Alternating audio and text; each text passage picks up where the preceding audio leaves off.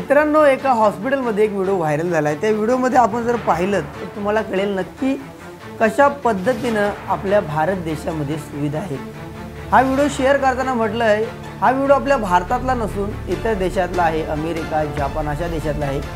त्या देशाची आपण बरोबरी कधी करणार, पण हा व्हिडिओ भारतातलाच आहे, परंतु त्याच्यावरती लिहिताना या व्हिडिओवरती असं लिहिलं हा अमेरिकेतला व्हिडिओ आहे, परंतु भारत या देशांची बरोबरी कधी करणार। कारण आपण म्हणतो आर्थिक महासत्ता विश्वगुरु बनणार आहे। मग या गोष्टी जेव्हा आपल्या देशामध्ये जेव्हा घडतील, पूर्ण होतील, आपल्याकडे सोयी सुविधा, लोकांना आवश्यक गरजा आहेत, ज्या मूलभूत गरजा आहेत त्या जेव्हा आपण पुरवू, तेव्हा खरं तर आपण भारत आर्थिक महासत्ता बनू किंवा भारत विश्वगुरु बनू शकतो। कारण आपण अनेक वेळा अशा व्हिडिओ पाहिले असतील, ग्रामीण भागातले असतील किंवा शहरी भागामध्ये असतील।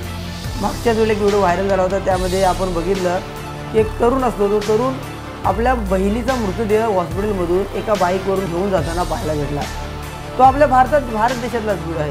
दुसरी गोष्ट, हा तरुण जो आहे, हा जो एक मुलगा आहे, तो आपल्या वडिलांना सलाईन लावण्यासाठी तो खाटेवरती चढला आहे, जेणेकरून आपल्या वडिलांना सलाईन लवकर पोचावी शरीरावर। याला स्टँड, एवढं काही खर्च पण नाही, एकदा स्टँड लावला असता तर तो बाटली सलाईनच्या वरती अडकवली असते, पण तेही सुद्धा आपल्याकडे होऊ शकत नाही। दुसरी गोष्ट म्हणजे ग्रामीण भागामध्ये जर पाण्याची समस्या बघितलं तर पाणीसुद्धा ग्रामीण भागामध्ये खूप पाण्याची समस्या आहे।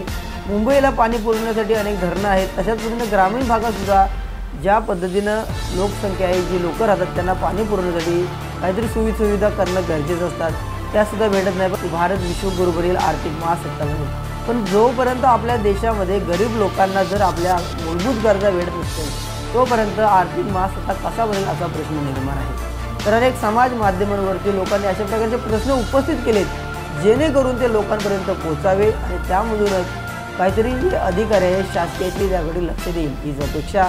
तर मित्रांनो, या व्हिडिओवरती तुमची प्रतिक्रिया नक्की कमेंट करा। जर तुम्ही चॅनलवर नवीन असाल तर सबस्क्राईब करायला विसरला असाल तर नक्की सबस्क्राईब करा।